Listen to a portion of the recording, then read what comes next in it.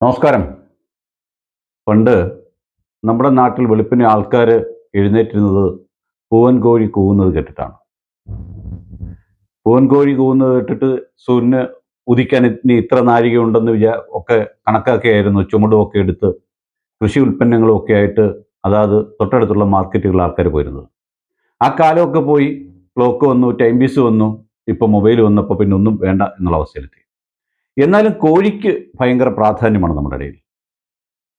അങ്ങനെ പറയാൻ എന്താണ് കാരണം എന്ന് ചോദിച്ചാൽ, പത്തനംതിട്ട ജില്ലയിൽ ഇന്ന് കഴിഞ്ഞ ദിവസം ഒരു കോഴിയെ എക്സിക്യൂഷന് വിധേയമാക്കിയിരിക്കുന്നു. അതായത് കോടതി നടപടികളുടെ ഭാഗമായി ഒഴിപ്പിക്കുന്നതിനെയാണ് എക്സിക്യൂഷൻ എന്ന് ഉദ്ദേശിക്കുന്നത്. കാര്യം എന്താ വെച്ചാൽ, പത്തനംതിട്ട ജില്ലയുടെ ഏതാണ്ട് തെക്ക് പടിഞ്ഞാറെ അതിർത്തിയായി കിടക്കുന്ന പള്ളിക്കൽ പഞ്ചായത്തിൽപ്പെട്ട ആലുമൂട് എന്ന സ്ഥലത്ത്, പഴകുളത്തിനടുത്തുള്ള സ്ഥലത്ത് ഒരു വീട്ടിൽ അനിൽകുമാർ കൊച്ചുതറയിൽ എന്ന് പറയുന്ന ആളിൻ്റെ വീട്ടിൽ ഒരു പൂവൻകോഴി ഉണ്ടായിരുന്നു. ഈ പൂവൻകോഴി അദ്ദേഹത്തിൻ്റെ വീടിൻ്റെ മുകളിൽ സ്വൈര്യവിഹാരം നടത്തുകയായിരുന്നു.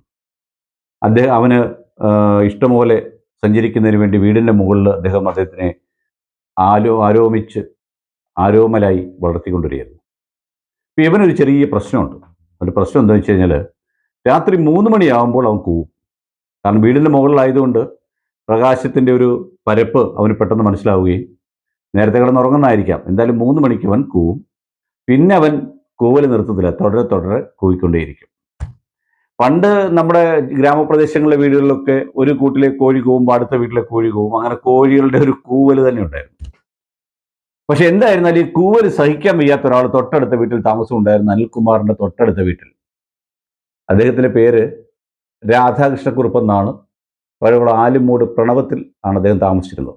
അദ്ദേഹത്തിന് ശാരീരികമായി ചില ബുദ്ധിമുട്ടുകളും രോഗങ്ങളൊക്കെ ഉള്ള ആളായിരുന്നു. ഈ കോഴിയുടെ കൂവൽ എങ്ങനെ നിർത്താം എന്നതിനെപ്പറ്റി അനിൽകുമാറിനോട് അദ്ദേഹം സംസാരിച്ചിട്ടുണ്ടാകും എന്ന് നാം കരുതുകയാണ്. എന്തായാലും കഥാനായകനായ കോഴിയുടെ കൂവലിനെതിരെ ശ്രീമാൻ രാധാകൃഷ്ണക്കുറുപ്പ് അടൂർ RDO ശ്രീ B രാധാകൃഷ്ണൻ അവർക്ക് ഒരു പരാതി കൊടുത്തു. നിങ്ങൾക്കറിയാം, RDOയ്ക്ക് കോടതിയുണ്ട്. മിക്കവാറും എല്ലാ ബുധനാഴ്ചയായിരിക്കും അത് കൂടുന്നത്. അങ്ങനെ RDO 2 കക്ഷികളെയും വിളിച്ചു. കോഴിയെ മാത്രം വിളിച്ചില്ല, കോഴിക്ക് വക്കീലും ഇല്ലായിരുന്നു. അങ്ങനെ 2 കക്ഷികളെയും വിളിച്ചു.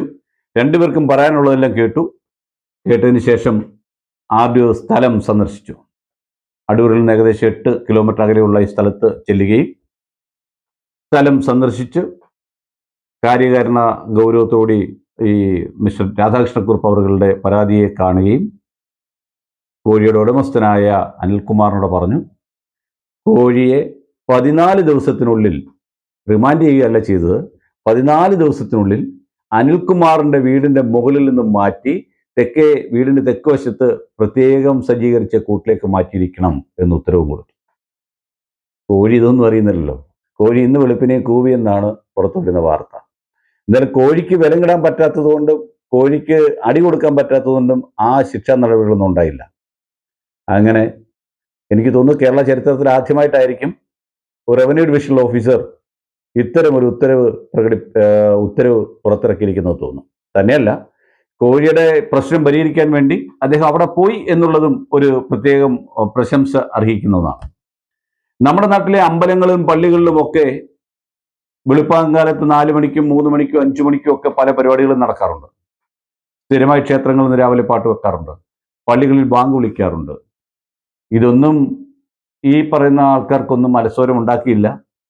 ഒരു ജീവിയുടെ കൂവൽ, ജീവിയോടുള്ള കൂവലിലുള്ള വെറുപ്പായിരിക്കില്ല അതിൻ്റെ കാരണം എന്നെനിക്ക് തോന്നുന്നു. ഇല്ലെങ്കിൽ പിന്നെ തൊട്ടടുത്ത വീട്ടിലെ അനിൽകുമാറോട് ഈ പ്രശ്നം പരിഹരിക്കുന്നതിന് പകരം ഈ രാധാകൃഷ്ണക്കുറുപ്പിന് ഈ പ്രായാധിക്യമുള്ള ആളിന്, രോഗമുള്ള ആളിന് RDOയെ കണ്ട് പരാതി കൊടുക്കേണ്ടി വരത്തില്ലല്ലോ. എന്തായാലും ഇന്നത്തെ പത്രങ്ങളിലെ ചരിത്ര പുരുഷനായി മാറിയിരുന്നു കോഴി എന്നുള്ളതാണ് സത്യം. ഈ മുകളിൽ നിന്ന് താഴേക്ക് കോഴി മാറി താമസിക്കുമ്പോഴുണ്ടാകാവുന്ന പ്രത്യാഘാതങ്ങൾ ഇനി അനിൽകുമാറിന്റെ തെക്കേ വീട്ടിൽ ആൾക്കാർ താമസമുണ്ടെങ്കിൽ അവർ വീണ്ടും പരാതിയുമായി വരുമെന്ന് പ്രതീക്ഷിക്കാം നമുക്ക്. എന്തായാലും ഈ കോഴികളൊക്കെ തന്നെ കുറേ കാലം കഴിയുമ്പോൾ ആരുടെയെങ്കിലുമൊക്കെ പ്ലേറ്റിൽ ഇരിക്കേണ്ടതാണ്. ആ ബോധം കൂടി ഈ പരാതി കൊടുക്കുന്നവർക്കുണ്ടാവും എന്ന് തോന്നുന്നു. മനുഷ്യൻ്റെ അത്രയും ശല്യമില്ലാത്ത ഒരു ജീവി, അല്പായുസുള്ള ജീവിയാണ് കോഴി. അങ്ങനെ അതിനെയും മനുഷ്യൻ വെറുതെ വിട്ടിട്ടില്ല. എന്തായാലും മാനുഷിക പരിഗണനയോ രോഗിയോടുള്ള താല്പര്യമോ ഒക്കെ ആകാം ഇതിൻ്റെ പിന്നിൽ ഉണ്ടായിട്ടുള്ളത്. എന്തായിരുന്നാലും ഇതൊരു കൗതുക വാർത്തയുടെ ഭാഗത്തിലാണ് ഇന്ന് നമുക്ക് കേൾക്കാൻ സാധിക്കുന്നത്. അതൊരു കോഴിയെ വളർത്തുന്നത് സൂക്ഷിക്കുക. വളർത്തിയാലും പൂവൻ കോഴിയെ വളർത്തരുത്. അതും വീടിൻ്റെ മുകളിൽ വളർത്താൻ പാടില്ല. വളർത്തിയാൽ നിങ്ങളുടെ തൊട്ടടുത്തുള്ള നിങ്ങളോട് ഇന്ന് രാവിലെ ചിരിച്ചിട്ട് പോകുന്ന അയൽവാസി കോഴിയുടെ കൂവലിനെതിരെ RDOയെ തന്നെ സമീപിച്ചിരിക്കുന്നു. വീഡിയോ ഷെയർ ചെയ്യുക, സബ്സ്ക്രൈബ് ചെയ്യുക. നന്ദി, നമസ്കാരം.